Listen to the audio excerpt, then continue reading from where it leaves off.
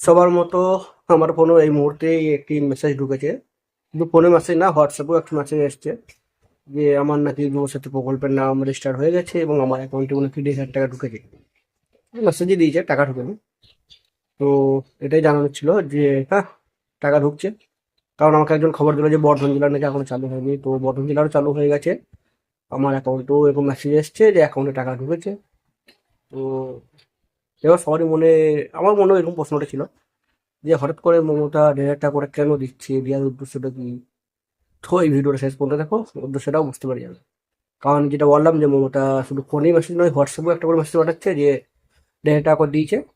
তো সেই মেসেজের মাঝেই একটা ভিডিও দিয়েছে, ভার্চুয়াল মেসেজ, যে 1,500 টাকা কেন দিচ্ছে, 1,500 টাকা কী হিসাবে দিচ্ছে। তো ভিডিওটা ফুল দেখে গেলে সব বুঝতে পেরে যাবে।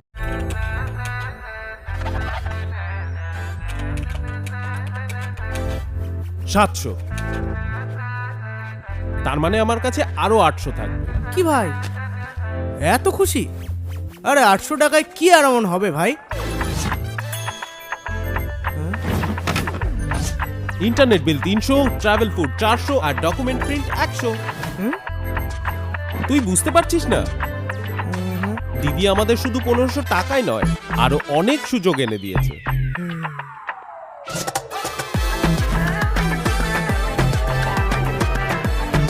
এটা শুধু 1500 টাকায় নয়, এটা 4টে ইন্টারভিউ, 2টো পরীক্ষা, একটা কোর্স, রোজ একটা করে নতুন সুযোগ।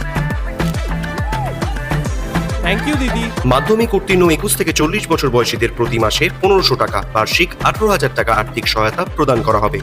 স্বনির্ভর যুবক, স্বনির্ভর বাংলা।